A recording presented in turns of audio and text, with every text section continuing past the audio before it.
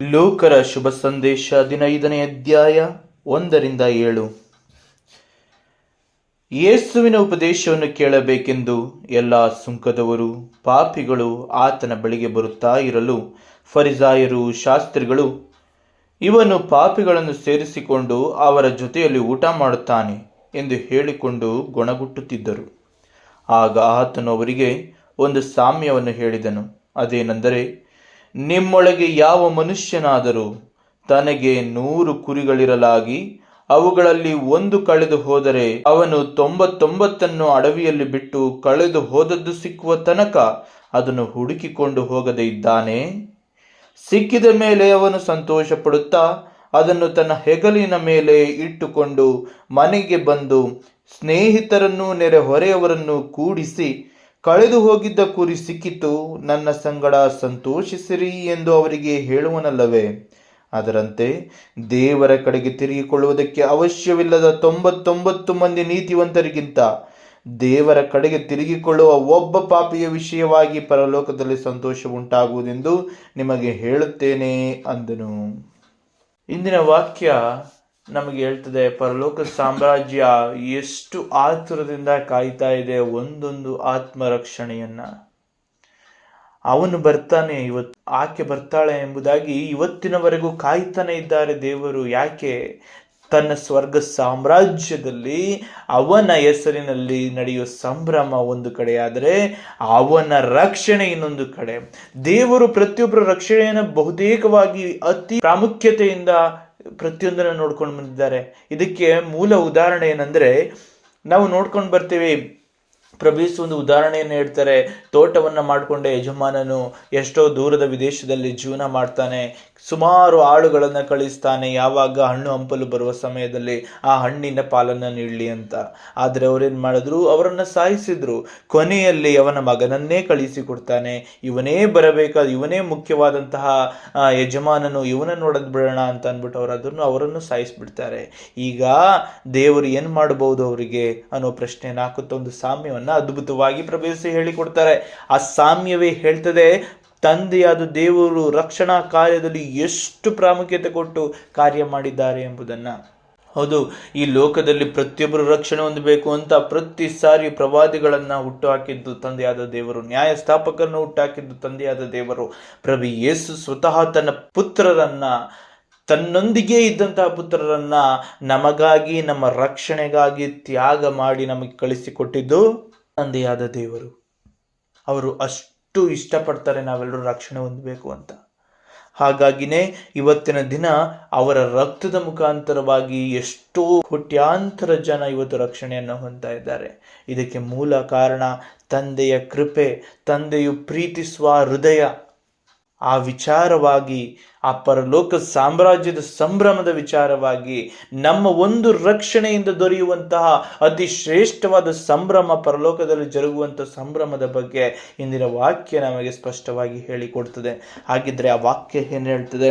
ಯೇಸುವಿನ ಉಪದೇಶವನ್ನು ಕೇಳಬೇಕೆಂದು ಎಲ್ಲ ಸುಂಕದವರು ಪಾಪಿಗಳು ಆತನ ಬಳಿಗೆ ಬರುತ್ತಾ ಇರಲು ಫರಿಸಾಯರು ಶಾಸ್ತ್ರಿಗಳು, ಇವನು ಪಾಪಿಗಳನ್ನು ಸೇರಿಸಿಕೊಂಡು ಅವರ ಜೊತೆಯಲ್ಲಿ ಊಟ ಮಾಡುತ್ತಾನೆ ಎಂದು ಹೇಳಿಕೊಂಡು ಗೊಣಗುಟ್ಟುತ್ತಿದ್ದರು. ಏನಂತ ಹೇಳಿದ್ರಂತೆ, ಸುಂಕದವರು ಪಾಪಿಗಳೆಲ್ಲ ಬಂದು ಅವರೊಂದಿಗೆ ಅವರೊಂದಿಗೆ ಊಟ ಮಾಡೋದನ್ನು ನೋಡಿ ಫರಿಸಾಯರು ಶಾಸ್ತ್ರಿಗಳು ಹೇಳ್ತಾರೆ, ಪಾಪಿಗಳನ್ನು ಸೇರಿಸಿಕೊಂಡು ಅವರ ಜೊತೆಯಲ್ಲಿ ಊಟ ಮಾಡ್ತಾನೆ ಅಂತ ಹೇಳ್ತಾರೆ. ಇಲ್ಲಿ ಒಂದು ಸ್ಪಷ್ಟವಾಗಿ ನಾವು ತಿಳ್ಕೊಳ್ಬೇಕು, ಪ್ರಭು ಯೇಸು ಯಾವತ್ತೂ ಕೂಡ ಭೇದ ಭಾವದಿಂದ ನೋಡಲೇ ಇಲ್ಲ ಯಾರನ್ನು. ಫರಿಸಾಯರ ತಪ್ಪುಗಳನ್ನು, ಶಾಸ್ತ್ರಿಗಳ ತಪ್ಪುಗಳನ್ನು, ಧರ್ಮೋಪದೇಶಕರ ತಪ್ಪುಗಳನ್ನು, ಪ್ರತಿಯೊಂದು ತಪ್ಪುಗಳನ್ನು ಕೂಡ ಗುರುತಿಸಿ ಹೇಳಿದವರು. ಸುಂಕದವನಿಗೂ ಕೂಡ ಬದಲಾಗೋದಕ್ಕೆ ಅವಕಾಶ ಕೊಟ್ಟವರು. ಪ್ರತಿಯೊಬ್ಬರ ಬದಲಾವಣೆಯನ್ನೇ ಬಯಸ್ತಿದ್ದವರು ನನ್ನ ಪ್ರಭು ಯೇಸು ಕ್ರಿಸ್ತರು. ಅವರ ಬಳಿಗೆ ಸುಂಕದವರು ಪಾಪಿಗಳೆಲ್ಲ ಬರುವುದನ್ನು ನೋಡಿ ಮನುಷ್ಯನೊಬ್ಬ ಹೇಳ್ತಾನೆ, ಮನುಷ್ಯರುಗಳು ಹೇಳ್ತಾರೆ ಏನಂತ, ಪಾಪಿಗಳ ಜೊತೆ ಜೀವನ ಮಾಡ್ತಾನೆ, ಪಾಪಿಗಳೊಂದಿಗೆ ಇರ್ತಾನೀತ ಅಂತ ಹೇಳ್ತಾರೆ. ಆದರೆ ದೇವರ ಒಂದು ಉದ್ದೇಶವೇನು ಅಂತ ಅದೇ ಶಾಸ್ತ್ರಿಗೆ, ಫರಿಸಾಯರಿಗೆ ಗೊತ್ತಾಗಿಲ್ಲ. ಯಾಕಂದ್ರೆ ದೇವರು ಭೂಲೋಕ ಪ್ರಾರಂಭವಾಗುವ ಆದಾಮ ಹವ್ವರನ್ನು ಸೃಷ್ಟಿಸಿದಾಗಲೇ ಅವರು ನನ್ನೊಂದಿಗೇ ಇರಬೇಕು ಅಂತ ಬಯಸಿದವರು. ಸದಾ ಸಂಜೆ ವೇಳೆಯಲ್ಲಿ ಇಡೀ ಜೀವ ಸಂಕುಲವನ್ನ, ಇಡೀ ಸೃಷ್ಟಿಯನ್ನ ಸಂಪೂರ್ಣವಾಗಿ ಜವಾಬ್ದಾರಿಯುತವಾಗಿ ನಡೆಸ್ತಿದ್ದ ತಂದೆಯಾದ ದೇವರು ಸಂಜೆ ವೇಳೆಯಲ್ಲಿ ಅವನಿಗಾಗಿ, ಆಕೆಗಾಗಿ ಸಮಯವನ್ನ ಕೊಡ್ತಾರೆ. ಅವರೊಂದಿಗೆ ಇರೋದಿಕ್ಕೆ ಬಯಸ್ತಾರೆ. ಅಂದ್ರೆ ದೇವರು ನಮ್ಮೊಂದಿಗೆ ಇರೋದಿಕ್ಕೆ ಸದಾ ಬಯಸ್ತಾರೆ. ಇಲ್ಲಿ ದೇವರು ತನ್ನ ಸೃಷ್ಟಿಯನ್ನು ಕಳೆದುಕೊಳ್ಳೋದಿಕ್ಕೆ ಇಷ್ಟಪಡೋದಿಲ್ಲ. ಅವರು ಅದನ್ನು ಸುರಕ್ಷಿತ ಮಾಡೋದಿಕ್ಕೆ, ಅದನ್ನು ರಕ್ಷಿಸಿ ತನ್ನ ಒಂದು ಪರಲೋಕ ಸಾಮ್ರಾಜ್ಯದ ಪಾಲುಗಾರಿಕೆಯನ್ನು ಕೊಡೋದಿಕ್ಕೆ ಸದಾ ಸಿದ್ಧರಿದ್ದಾರೆ. ಆದರೆ ಅದೇ ಫರಿಸಾಯರು, ಶಾಸ್ತ್ರಿಗಳು ಹೇಳ್ತಾರೆ, ಪಾಪಿಗಳೊಂದಿಗೆ ಈತನಿರ್ತಾನೆ, ಪಾಪಿಗಳೊಂದಿಗೆ ಸಹಭೋಜನ ಮಾಡ್ತಾನೆ ಅಂತ. ಲೋಕದಲ್ಲಿ ಯಾವುದೇ ವ್ಯಕ್ತಿಯೂ ಕೂಡ ಪರಿಪೂರ್ಣ ಪರಿಶುದ್ಧನಿಲ್ಲ, ಪರಿಪೂರ್ಣ ಪುಣ್ಯವಂತನಿಲ್ಲ. ಎಲ್ಲರೂ ಒಂದಲ್ಲ ಒಂದು ರೀತಿಯಲ್ಲಿ ಪಾಪ ಮಾಡಿದವರೇ. ಆದರೆ ನಾವು ನ್ಯಾಯ ತೀರ್ವಿಕೆ ಮಾಡುವುದರಲ್ಲಿಯೇ ನಿರತರಾಗಿರ್ತೀವಿ. ಅವ್ರು ಸರಿ ಇಲ್ಲ, ಇವ್ರು ಸರಿ ಇಲ್ಲ, ಇದು ನಿಜವಾಗಿಯೂ ಸರಿಯಲ್ಲ. ಯಾಕೆಂದರೆ ತಂದೆಯಾದ ದೇವರ ಪುತ್ರರು ಪ್ರಭು ಯೇಸು ಕ್ರಿಸ್ತರು ನಮಗೆ ತಿಳಿಯಪಡಿಸುವ ಅದ್ಭುತ ಶಿಕ್ಷಣ ಏನಂದರೆ, ನೀನು ತೂಗುವ ತಕ್ಕಡಿಯಲ್ಲೇ ನಿನಗೆ ತೂಗಲಾಗುವುದು. ಏನಂತ ಶಿಕ್ಷಣ ಹೇಳ್ಕೊಡ್ತಾರೆ? ನೀನು ಯಾವ ತಕ್ಕಡಿಯಲ್ಲಿ ಯಾರನ್ನಾದ್ರೂ ತೂಗ್ತೀಯ, ಯಾರನ್ನಾದ್ರೂ ನೀನು ಅಳತೆ ಆಗ್ತೀಯ, ಯಾರು ಹೀಗೆ ಹಾಗೆ ಅಂತ ಯೋಚನೆ ಮಾಡ್ತೀಯ, ಆ ವ್ಯಕ್ತಿ, ನೀನು ಆ ವ್ಯಕ್ತಿಯನ್ನು ತೂಕಿದ ತಕ್ಕಡಿಯಲ್ಲಿ ದೇವರು ನಿನ್ನನ್ನು ತೂಗ್ತಾರೆ. ಹಾಗಿದ್ರೆ ಅವನನ್ನ ಪಾಪಿ, ಇವನನ್ನ ಪಾಪಿ, ಅವನ್ ಕೆಟ್ಟವನು, ಅವನ್ ಸರಿ ಇಲ್ಲ ಹಾಗೆ ಹೇಳುವುದನ್ನ ಬಿಟ್ಟು ಬಿಡು. ದೇವರು ಅದೇ ರೀತಿಯಲ್ಲೇ ನಿನ್ನನ್ನು ದೃಷ್ಟಿಸುತ್ತಾ ಹೋದ್ರೆ ಇಲ್ಲಿ ಯಾರು ಕೂಡ ಪರಿಪೂರ್ಣರು ಸಿಕ್ಕೋದೇ ಇಲ್ಲ. ನಾನು ಮಹಾನ್ ಪಾಪಿಯಾಗಿಯೇ ತೋರ್ಬರ್ತೀನಿ ಅಂತ ಯೋಬನೊಂದಿಗೆ ಮಾತನಾಡುವಾಗಲೇ ದೇವರು ನುಡಿದ ಮಾತುಗಳನ್ನು ನಾವು ನೋಡಿದ್ರೆ ಗೊತ್ತಾಗುತ್ತೆ. ನೀನು ಯಾವುದನ್ನು ಸೃಷ್ಟಿಸಿದ್ದಿ, ಯಾವುದನ್ನು ಮಾಡಿದ್ದಿ, ಯಾವುದರ ಮೇಲೆ ಜ್ಞಾನ ಇಟ್ಕೊಂಡಿದ್ದಿ, ನನ್ನ ಜ್ಞಾನ ಏನು, ನನ್ನ ಕಾರ್ಯ ಏನು, ನಾನು ಯಾವ ರೀತಿಯಲ್ಲಿ ಎಲ್ಲ ಸೃಷ್ಟಿಗಳನ್ನು ಸೃಷ್ಟಿಸಿದ್ದೀನಿ, ನೀನೇನಾದರೂ ಮಾಡಿದೀಯಾ ಅಂತ ಕೇಳ್ತಾರೆ. ಅಂತ ನೀತಿವಂತ ಯೋಬನಿಗೆ ಕೇಳ್ತಾರೆ. ಹಾಗಿದ್ರೆ ನಾವು ಅಷ್ಟರ ಮಟ್ಟಿಗೆ ದೇವರಿಗೆ ಸಮರ್ಪಿಸಿ ಪ್ರತಿ ದಿನವೂ ಕೂಡ ಅವನು ದಹನ ಬಲಿಯನ್ನು ಅರ್ಪಿಸ್ತಾ ಇರ್ತಾನೆ, ತನ್ನ ಕುಟುಂಬಕ್ಕಾಗಿ ದಹನ ಬಲಿಯನ್ನು ಅರ್ಪಿಸ್ತಾ ಇರ್ತಾನೆ, ಎಲ್ಲ ನೀತಿವಂತರ ವಿಚಾರಗಳಲ್ಲಿ ತಾನು ಭಾಗಿಯಾಗಿರ್ತಾನೆ. ಯಾವುದಾದ್ರೂ ವ್ಯಕ್ತಿ ತಪ್ಪು ಮಾಡ್ತಾ ಇದ್ರೆ ಅವನನ್ನ ತಿದ್ದೋದಿಕ್ಕೆ ಮುಂದಾಗ್ತಾನೆ. ಅಂತ ವ್ಯಕ್ತಿಗೆ ದೇವರು ಪ್ರಶ್ನೆ ಕೇಳಿದಾಗ ಆತನಿಗೆ ಉತ್ತರ ಬರೋದಿಲ್ಲ. ಅಷ್ಟು ಉತ್ತಮ ಬದುಕನ್ನು ಜೀವಿಸಿದಂತಹ ಯೋಬನು ಉತ್ತರ ಕೊಡೋದಕ್ಕೆ ಸಾಧ್ಯ ಆಗದೆ ಹೋಗ್ತದೆ. ಹಾಗಿದ್ರೆ ನಾನು ಅವ್ರ ತಪ್ಪು, ಅವ್ರ ಪಾಪಿ, ಅವ್ರು ಕೆಟ್ಟವರು, ಅವ್ರು ಹೀಗೆ, ಅವ್ರು ಹಾಗೆ ಅಂತ ಮಾತಾಡ್ತಿದ್ರೆ ಮುಂದೊಂದು ದಿನ ದೇವರು ನನ್ನ ಮುಂದೆ ನಿಂತು ಪ್ರಶ್ನೆಗಳನ್ನು ಕೇಳುವಾಗ ಉತ್ತರಿಸುವಂತಹ ಉತ್ತರ ನಮ್ಮಲ್ಲಿ ಇರ್ತದ? ಇರೋದಿಲ್ಲ. ಹಾಗಾಗಿ ಇವತ್ತು ಎಚ್ಚರ ವಹಿಸಿಕೊಳ್ಳ್ರಿ, ಯಾರನ್ನು ತೀರ್ಪು ಮಾಡಬೇಡಿ. ಪರಲೋಕ ಪ್ರಾರ್ಥನೆಯಲ್ಲೇ ಹೇಳ್ತಾರೆ, ನಾನು ಕ್ಷಮಿಸಿದಂತೆ ನನ್ನ ಪಾಪಗಳನ್ನು ಕ್ಷಮಿಸು ಅಂತ. ಯಾರೇ ನನಗೆ ತಪ್ಪು ಮಾಡ್ತಿದ್ದಾರೆ ಅಂತ ಅನ್ಸಿದ್ರು, ನನ್ನ ಜೀವಿತದಲ್ಲಿ ಅವರು ನನಗೆ ದ್ರೋಹ ಮಾಡ್ತಾ ಇದ್ದಾರೆ, ನನಗೆ ಮೋಸ ಮಾಡ್ತಾ ಇದ್ದಾರೆ, ನನಗೆ ಕೇಡು ಮಾಡ್ತಾ ಇದ್ದಾರೆ ಅಂತ ಇದ್ರು ನಾನು ಕ್ಷಮಿಸುವವನಾಗಬೇಕು. ಆಗ ದೇವರು ನನ್ನನ್ನು ಕ್ಷಮಿಸ್ತಾರೆ. ಯಾಕೆ ಗೊತ್ತಾ? ಪ್ರತಿ ಕ್ಷಣದಲ್ಲಿಯೂ ದೇವರು ನನಗೆ ನೀಡಿದ ಕೃಪಾ ವರದಾನಗಳಿಗಿಂತ ನಾನು ಯಾವುದೇ ವ್ಯಕ್ತಿಗೂ ಅಂತ ಒಂದು ಕರುಣೆಯನ್ನು ತೋರಿಸೇ ಇಲ್ಲ. ದೇವರು ಪ್ರತಿ ಕ್ಷಣ ನನಗೆ ಉಸಿರಾಡಕ್ಕೆ ಅವಕಾಶ ಕೊಟ್ಟಿದ್ದಾರೆ, ತಿನ್ನಕ್ಕೆ ಊಟ ಕೊಟ್ಟಿದ್ದಾರೆ, ಬದುಕಕ್ಕೆ ಜೀವನ ಕೊಟ್ಟಿದ್ದಾರೆ, ಇರಕ್ಕೆ ಮನೆ ಕೊಟ್ಟಿದ್ದಾರೆ, ತಂದೆ ತಾಯಿ ಬಂಧು ಬಳಗ ಎನ್ನುವಂತಹ ಒಂದು ಸಂಬಂಧಗಳನ್ನು ಕಟ್ಟಿಕೊಟ್ಟಿದ್ದಾರೆ, ಜೀವನವನ್ನು ಕ್ರೈಸ್ತತ್ವದಲ್ಲಿ ರೂಪಿಸಿಕೊಂಡು ನಿತ್ಯ ಜೀವನ ಹೊಂದುವುದಕ್ಕೆ ದಾರಿಯನ್ನು ತಿಳಿಯಪಡಿಸಿದ್ದಾರೆ. ಇಂಥ ಹಲವಾರು ಕೃತ್ಯಗಳನ್ನು ದೇವರು ಸದಾಕಾಲ ಮಾಡ್ತಾ ಇರ್ತಾರೆ. ಎಂಥ ಪಯಣದಲ್ಲಿ, ಎಂಥ ಜೀವಿತದ ನೆಲೆಗಳಲ್ಲಿ ನಾನು ಎಲ್ಲ ಜನರ ನಡುವೆ ಜೀವಿಸುವಾಗ ಪ್ರತಿ ಕ್ಷಣದಲ್ಲಿಯೂ ನಾನು ಮಾಡುವ ಕೆಲಸ ಕಾರ್ಯಗಳಲ್ಲಿ ಆಗಬೇಕಾದ ಅಪಘಾತಗಳು, ತೊಂದರೆಗಳು, ಕೇಡುಗಳು ಎಲ್ಲದರಗಳಿಂದ ರಕ್ಷಿಸಿ ನಮ್ಮನ್ನು ಮುನ್ನಡೆಸ್ಕೊಂಡು ಬರ್ತಾ ಇದ್ದಾರೆ. ಅವರು ಮಾಡುವ ಉಪಕಾರದ ನಡುವೆ ನನ್ನ ಉಪಕಾರ ಏನೇನೂ ಅಲ್ಲ, ನಾನು ಏನನ್ನೂ ಮಾಡಿಲ್ಲ ಯಾವುದೇ ಜನಕ್ಕೂ ಕೂಡ. ಅಂತ ದೇವರೇ ನನ್ನನ್ನು ಕ್ಷಮಿಸೋದಕ್ಕೆ ಮುಂದಾಗ್ತಾರೆ. ನಾನು ಯಾಕೆ ಇನ್ನೊಬ್ಬನನ್ನು ಕ್ಷಮಿಸಬಾರ್ದು? ಯಾಕೆ ಅವನಲ್ಲಿ ತಪ್ಪನ್ನು ಹುಡುಕ್ತಾ ಕೂರಬೇಕು? ಯಾಕೆ ಅವನಲ್ಲಿ ಪಾಪವನ್ನು ಹುಡುಕ್ತಾ ಕೂರಬೇಕು? ಅವನ ಬದಲಾವಣೆಗಾಗಿ ಪ್ರಾರ್ಥಿಸೋದಕ್ಕೆ ಸಾಧ್ಯ ಇಲ್ವಾ? ನೋಹನು ಏನು ಮಾಡ್ದ ಅನ್ನೋದನ್ನ ಒಂದು ಸಾರಿ ಯೋಚನೆ ಮಾಡಿ ನೋಡ್ರಿ, ನಿಮಗೆ ಸ್ಪಷ್ಟವಾಗಿ ಗೊತ್ತಾಗೋಗುತ್ತೆ. ಇಡೀ ಪ್ರಪಂಚವೇ ಪಾಪದಲ್ಲಿ ಮುಳುಗಿರುವಾಗ ಅವನು ಮನಸ್ಸಿನಲ್ಲೇ ಕೊರಗ್ತಾನೆ, ದೇವರೇ ಏನು ಹಿಂಗಾಗೋಕಿದೆಯಲ್ಲ. ಅವರ ವಿಚಾರವಾಗಿ ಅವನು ನರಳುತ್ತಾನೆ, ದುಃಖಿತನಾಗ್ತಾನೆ ಅವರು ಮಾಡುವ ಕಾರ್ಯಗಳನ್ನು ನೋಡಿ. ಅಂದರೆ ಅದು ಸಜ್ಜನಿಕೆಯ ಮನಸ್ಥಿತಿ. ಅವರು ಪಾಪ ಮಾಡ್ತಾ ಇದ್ದಾರೆ, ಅವ್ರು ಕೆಟ್ಟವರು, ಅವ್ರ ಜೊತೆ ಯಾಕೆ ಇದೆಯಾ ಅಂತ ಹೇಳಲಿಲ್ಲ, ಅವರಿಗಾಗಿ ಪ್ರಾರ್ಥಿಸ್ತಾನೆ. ಇದು ಕ್ರೈಸ್ತತ್ವ. ಅಂದು ಯೋಬನಿರುವಾಗ ಕ್ರೈಸ್ತತ್ವ ಇರಲಿಲ್ಲ. ದೇವರು ಅವನಿಗೆ ಇನ್ನೂ ಕೂಡ ಆ ಒಂದು 10 ಆಜ್ಞೆಗಳನ್ನು ಕೂಡ ಕೊಟ್ಟಿರಲಿಲ್ಲ. ಆದರೆ ಅವನಲ್ಲಿದ್ದ ಮನಸ್ಸಾಕ್ಷಿ ಅವನಿಗೆ ಧರ್ಮಶಾಸ್ತ್ರವಾಗಿ ಕಾರ್ಯ ಮಾಡಿತ್ತು. ಇವತ್ತು ನಮಗೆ ಧರ್ಮಶಾಸ್ತ್ರ ಇದೆ. ಪ್ರಭು ಯೇಸುವಿನ ಪರಿಶುದ್ಧ ವಾಕ್ಯೋಪದೇಶಗಳು ನಮಗಿದ್ದಾವೆ. ನೀನು ಹೀಗೆ ಜೀವಿಸಬೇಕು, ಹೀಗೆ ಮಾಡಬೇಕು, ಹೀಗೆ ಬದುಕಬಾರ್ದು ಎನ್ನುವಂತ ಹೇಳುವಂಥ ಇಡೀ ಜೀವನ ಪುಸ್ತಕವೇ ಬೈಬಲ್ ಗ್ರಂಥ ಎನ್ನುವ ಹೆಸರಿನಲ್ಲಿ ಪವಿತ್ರವಾಗಿ ನಮ್ಮ ಬಳಿಯಲ್ಲಿದೆ. ಆದರೆ ನಾವು ಇವತ್ತು ಆ ತಪ್ಪುಗಳನ್ನು ಮಾಡ್ತಾ ಇದ್ದೀವಿ. ಅವತ್ತು ಯಾವುದೇ ಬೈಬಲ್ ಇರಲಿಲ್ಲ, ಯಾವುದೇ ಧರ್ಮಶಾಸ್ತ್ರ ಇರಲಿಲ್ಲ, ಯಾವುದೇ ವಿಚಾರಗಳಿಲ್ಲದಿದ್ರೂ ಕೂಡ ಆತನು ಸಜ್ಜನಾಗಿ ಜೀವಿಸಿದ. ಇವತ್ತು ನಾವು ಯಾಕೆ ಇನ್ನೊಬ್ಬರ ತಪ್ಪುಗಳನ್ನು ಗುರುತಿಸುವುದರಲ್ಲೇ ಮಗ್ನರಾಗಿದ್ದೇವೆ? ಇದು ನಮಗೆ ಕೇಡನ್ನು ತರ್ತದೆ ಎಂಬುದನ್ನು ನಾವು ಒಂದು ಸಲ ಅರ್ಥ ಮಾಡಿಕೊಂಡು ನಾವು ಈ ವಿಚಾರವನ್ನು ಮರೆತು ಬಿಡೋಣ. ಇನ್ನೊಬ್ಬರ ಪಾಪಗಳನ್ನು, ಕೇಡುಗಳನ್ನು ಎಣಿಸುವುದನ್ನು ಬಿಟ್ಟು ದೇವರಲ್ಲಿ ಅವರಿಗಾಗಿ ಮೊರೆ ಇಡುವುದನ್ನು ಕಲಿತುಕೊಳ್ಳೋಣ. ನೋಹನನ್ನು ಇಡೀ ಪ್ರಪಂಚದಲ್ಲಿ ಅವನೊಬ್ಬನನ್ನೇ ಅವರು ಮೆಚ್ಚಿಕೊಳ್ತಾರೆ. ಹಾಗಿದ್ದರೆ ಆ ಹೃದಯಕ್ಕೆ ಮೆಚ್ಚುಗೆ ಸಿಗುತ್ತೆ ಅಂದರೆ ಅಂಥ ಹೃದಯ ನಮ್ಮದು ಯಾಕೆ ಆಗಬಾರದು ಅಂತ ಯೋಚನೆ ಮಾಡೋಣ. ನಮ್ಮನ್ನು ನಾವು ಬದಲಾಯಿಸುವುದರ ಕಡೆಗೆ ಗಮನ ಹರಿಸೋಣ. ಮುಂದಿನ ವಾಕ್ಯ ಹೇಳ್ತದೆ, ಆಗ ಆತನು ಅವರಿಗೆ ಒಂದು ಸಾಮ್ಯವನ್ನು ಹೇಳಿದನು. ಅದೇನೆಂದರೆ, ನಿಮ್ಮೊಳಗೆ ಯಾವ ಮನುಷ್ಯನಾದರೂ ತನಗೆ 100 ಕುರಿಗಳಿರಲಾಗಿ ಅವುಗಳಲ್ಲಿ ಒಂದು ಕಳೆದು ಹೋದರೆ ಅವನು 99 ಅಡವಿಯಲ್ಲಿ ಬಿಟ್ಟು ಕಳೆದು ಹೋದದ್ದು ಸಿಕ್ಕುವ ತನಕ ಅದನ್ನು ಹುಡುಕಿಕೊಂಡು ಹೋಗದೇ ಇದ್ದಾನೆ? ಏನು, ನಿಮಗೆ 100 ಕುರಿ ಇದ್ದಾವೆ, ನೀವು ಕಾಡಿನಲ್ಲಿ ಮೇಯಕ್ಕೆ ಕರ್ಕೊಂಡು ಹೋಗಿದ್ದೀರಿ. ಆ ಟೈಮಲ್ಲಿ ಎಲ್ಲ ಕುರಿಗಳು ಒಂದೇ ಕಡೆ ಇದ್ದಾವೆ, ಎಲ್ಲ ಒಂದೇ ಕಡೆ ಇದು ತಿಂತಾ ಇದ್ದಾವೆ, ಮೇವು ತಿಂತಾ ಇದ್ದಾವೆ.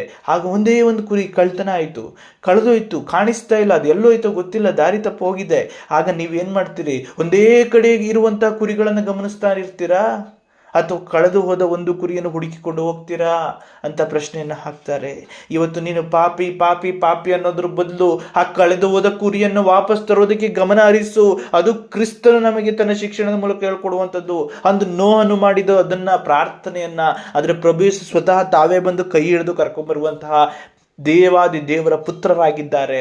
ಇವತ್ತಿನ ದಿನ ನಾನು ಪಾಪ ಮಾಡಿದಾಗಲೇ, ನಾನು ಕೇಡು ಮಾಡಿದಾಗಲೇ ನನಗೆ ಸರಿಯಾದದನ್ನು ತಿಳಿಯಪಡಿಸಿ ನನ್ನನ್ನು ತಿದ್ದಿ ಕರ್ಕೊಂಡು ಬಂದಂಥವರು.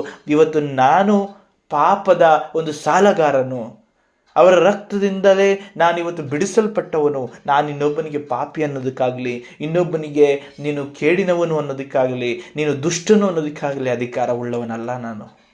ಯಾಕೆಂದರೆ ಪಾಪ ಎಂಬ ಸಂಕೋಲೆಯಲ್ಲಿ, ನರಳಾಟದ ಜಾಗದಲ್ಲಿ, ಕೆಸರು ಗದ್ದೆ ಅಂತಿದ್ದ ಜಾಗದಲ್ಲಿ ಮುಳುಗಿ ಸಾಯಬೇಕಾದಂತಹ ನಮ್ಮನ್ನ ಪ್ರಭು ಯೇಸು ಕ್ರಿಸ್ತರು ತಮ್ಮ ಪರಿಶುದ್ಧ ರಕ್ತದ ಮುಖಾಂತರವಾಗಿ ನಮ್ಮನ್ನು ದಾನವಾಗಿ ಪಡೆದಿದ್ದಾರೆ, ನಮ್ಮನ್ನು ಬಿಡಿಸಿಕೊಂಡಿದ್ದಾರೆ.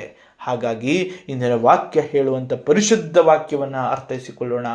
ನಮ್ಮಲ್ಲಿರುವಂತಹ ಎಲ್ಲ ವ್ಯಕ್ತಿತ್ವಗಳು, ನನ್ನ ದೃಷ್ಟಿಗೆ ದೇವರು ಕಾಣುವಂತೆ ಮಾಡ್ತಾ ಇರುವ ಪ್ರತಿಯೊಬ್ಬ ವ್ಯಕ್ತಿತ್ವಗಳ ಬಗ್ಗೆ ನಾವು ಗಮನಿಸಬೇಕಾಗಿರೋದು ಅವರ ತಪ್ಪು, ಅವನ ಪಾಪಿ, ಅವನು ಕೆಡುಕ ಅಂತ ಅಲ್ಲ.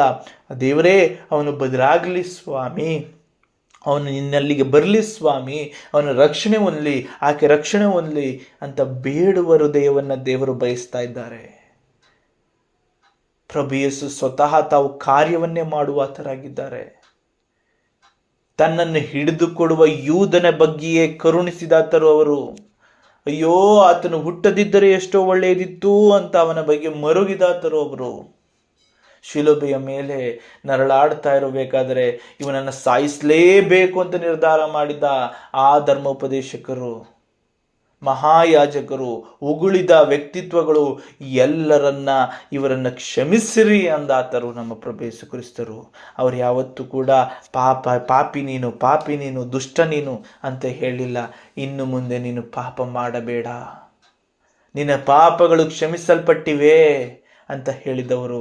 ಯಾಕೆಂದರೆ ಪಾಪ ಒಂದು ನಿನ್ನಾತ್ಮದೊಂದಿಗೆ ಅಂಟಿಕೊಂಡಿಲ್ಲ ಅಂದರೆ ನೀನು ನಿತ್ಯ ಜೀವದ ಬಾಧ್ಯಸ್ಥನಾಗ್ತೀಯ. ಹಾಗಾಗಿ ನಿತ್ಯ ಜೀವದ ಬಾಧ್ಯಸ್ಥನಾಗಲಿ ಅಂತ ನಿನ್ನ ಪಾಪವನ್ನು ತೊಳೆಯೋದಕ್ಕೆ ಮುಂದಾಗ್ತಾರೆ. ನೀನು ಪಾಪ ಮಾಡಬೇಡ ಅಂತ ಹೇಳಿಕೊಡ್ತಾರೆ. ಅವ್ರು ಯಾವತ್ತು ನೀನು ಪಾಪಿ, ನೀನು ದುಷ್ಟ ಅಂತ ಹೇಳಿಲ್ಲ. ಅವರ ಪರಿಶುದ್ಧತೆಯ ಮುಂದೆ ನಾವೆಲ್ಲರೂ ದುಷ್ಟರಾಗಿಯೇ ಕಾಣ್ತೀವಿ, ಆದರೆ ಅವ್ರು ಯಾವತ್ತೂ ಕೂಡ ಆ ರೀತಿಯಲ್ಲಿ ನೋಡೋದಕ್ಕೆ ಹೋಗಲಿಲ್ಲ. ಇನ್ನು ನಾವೇ ಪಾಪಿಗಳು, ಇನ್ನೊಬ್ಬರನ್ನು ಯಾಕೆ ನೋಡಬೇಕು ಆ ಥರ? ಹಾಗಾಗಿ 99 ಕುರಿಗಳು ಶುದ್ಧರಾಗಿರಲಿ, ಸಜ್ಜನರಾಗಿ ನನ್ನ ಕಣ್ಲಿಕ್ಕೆ ಕಾಣಲಿ. ದುಷ್ಟನಾಗಿ ಕಾಣುವ ಒಂದೇ ಒಂದು ಕುರಿ ಇದೆಯಲ್ಲ, ಅದನ್ನು ಹುಡುಕಿಕೊಂಡು ಹೋಗಬೇಕು, ಅದಕ್ಕಾಗಿ ಪ್ರಾರ್ಥಿಸಬೇಕು, ಅದನ್ನು ಮತ್ತೆ ಕರೆತರೋದಕ್ಕೆ ಮುಂದಾಗಬೇಕು ಎನ್ನುವುದನ್ನು ವಾಕ್ಯ ಹೇಳಿಕೊಡ್ತಾ ಇದೆ. ಮುಂದಿನ ವಾಕ್ಯ ಹೇಳ್ತದೆ, ಸಿಕ್ಕಿದ ಮೇಲೆ ಅವನು ಸಂತೋಷ ಪಡುತ್ತಾ ಅದನ್ನು ತನ್ನ ಹೆಗಲಿನ ಮೇಲೆ ಇಟ್ಟುಕೊಂಡು ಮನೆಗೆ ಬಂದು ಸ್ನೇಹಿತರನ್ನು ನೆರೆಹೊರೆಯವರನ್ನು ಕೂಡಿಸಿ ಕಳೆದು ಹೋಗಿದ್ದ ಕುರಿ ಸಿಕ್ಕಿತು, ನನ್ನ ಸಂಗಡ ಸಂತೋಷಿಸಿರಿ ಎಂದು ಅವರಿಗೆ ಹೇಳುವನಲ್ಲವೇ. ನೋಡಿ, ಒಂದು ಕುರಿ ಸಿಕ್ಕಿದ್ಕೆ ಆ ವ್ಯಕ್ತಿ ಹೇಳ್ತಾನಂತೆ, ಕಳೆದು ಹೋದ ಕುರಿ ಸಿಕ್ತು ನನಗೆ, 100ರಲ್ಲಿ 1 ಕಳೆದೋಗಿತ್ತು ನನಗೆ ಸಿಕ್ತು ಅಂತ ಸಂತೋಷದಿಂದ ಸಂಭ್ರಮಿಸ್ತಾನೆ. ಬನ್ನಿ ನನ್ನ ಸಂತೋಷದಲ್ಲಿ ಭಾಗಿಯಾಗಿ ಅಂತ ಹೇಳ್ತಾರಂತೆ. ಹೌದಲ್ವಾ? ಹೌದು, ನಮ್ಮ ಕ್ರೈಸ್ತತ್ವ. ಯಾವನು ಹಾಳಾಗಿ ಹೋಗ್ತಾ ಇದ್ದಾನೆ, ಯಾವನು ನಾಶವಾಗಿ ಹೋಗ್ತಾ ಇದ್ದಾರೆ, ಆ ಕುಟುಂಬ ನಾಶವಾಗ್ತಾ ಇದೆ, ಆ ಕುಟುಂಬ ದರಿದ್ರ ಸ್ಥಿತಿಗೆ ಬರ್ತಾ ಇದೆ ಅಂದರೆ ದಯಮಾಡಿ ನಿಮ್ಮ ಕೈಲಾದರೆ ಸಹಾಯ ಮಾಡಿ, ಇಲ್ಲಾದರೆ ಅವರಿಗಾಗಿ ಪ್ರಾರ್ಥಿಸಿರಿ. ಯಾವತ್ತೂ ಕೂಡ ಪಾಪಿ ಅಂತ ಹೇಳಿ ನೀವು ಆ ತಕ್ಕಡಿಯನ್ನು ನಿಮ್ಮ ತಲೆ ಮೇಲೆ ಹಾಕೋಬೇಡಿ. ದೇವರು ಯಾವಾಗಲೂ ರಕ್ಷಿಸುವುದಕ್ಕೆ ನೋಡ್ತಾ ಇರ್ತಾರೆ. ಅಂದರೆ ದೇವರು ಯಾವುದನ್ನು ಮೆಚ್ಚುತ್ತಾರೆ? ಯಾರು ತಂದೆಯಾದ ದೇವರ ಚಿತ್ತವಾದ ರಕ್ಷಣಾ ಕಾರ್ಯದಲ್ಲಿ ತಮ್ಮ ಹಂಬಲವನ್ನು ಇಟ್ಕೊಂಡಿದ್ದಾರೋ ಅವರನ್ನು ಮೆಚ್ಚುತ್ತಾರೆ. ಪ್ರತಿಯೊಬ್ಬರೂ ರಕ್ಷಣೆ ಹೊಂದಲಿ ಎಂಬುದಾಗಿ ಬಯಸುವ ಹೃದಯಗಳನ್ನು ಅವರು ಮೆಚ್ಚಿಕೊಳ್ತಾರೆ. ಪ್ರತಿಯೊಬ್ಬನು ಪಾಪ ಕೋಪದಿಂದ ಬಿಡುಗಡೆ ಹೊಂದಲಿ ಎಂಬುದಾಗಿ ಹೇಳುವ ವ್ಯಕ್ತಿಗೆ ಅವರು ನಿಜವಾಗಿಯೂ ಮೆಚ್ಚುತ್ತಾರೆ. ಹಾಗಾಗಿ ನಮ್ಮ ಹೃದಯವು ಯಾವತ್ತೂ ಕೂಡ ಕೆಟ್ಟವನು, ಪಾಪಿ, ದುಷ್ಟ, ಕುಡುಕ, ಹೊಟ್ಟೆಬಾಕ ಅಥವಾ ಇನ್ನೊಂದು ಮತ್ತೊಂದು ಆಕೆ ಹೀಗೆ ಹಾಗೆ ಆ ರೀತಿಯ ಮಾತುಗಳನ್ನು ಬಿಟ್ಟು ದೇವಾ ಬಿಡುಗಡೆಯನ್ನು ನೀಡು, ದೇವ ರಕ್ಷಣೆಯನ್ನು ನೀಡು, ದೇವ ಅವರನ್ನು ಪಾಪದಿಂದ ಬಿಡಿಸು, ಅವರು ವಾಕ್ಯಗಳನ್ನು ಹಿಡಿದು ನಿನ್ನೆಡೆಗೆ ಬರುವಂತಾಗಲಿ, ಅವರೊಂದು ನಿನ್ನ ಸಾಕ್ಷಿಯಾಗಿ ಮಾರ್ಪಾಡಾಗಲಿ ಅಂತ ಪ್ರಾರ್ಥಿಸೋದಕ್ಕೆ ಪ್ರಾರಂಭ ಮಾಡಿರಿ. ಯಾಕೆಂದರೆ ಒಂದೊಂದು ಕುಟುಂಬದ ಬದಲಾವಣೆಯು ನಿಜವಾಗಿಯೂ ಕ್ರೈಸ್ತತ್ವದ ಬಲಾಢ್ಯತೆಗೆ ಕಾರಣಕರ್ತವಾಗ್ತದೆ. ಹಾಗಾಗಿ ಕ್ರೈಸ್ತರು ಅಂದರೆ ನಾಶವಾಗಲಿ ಅನ್ನುವವರಲ್ಲ, ರಕ್ಷಣೆ ಹೊಂದಲಿ ಎನ್ನುವವರು.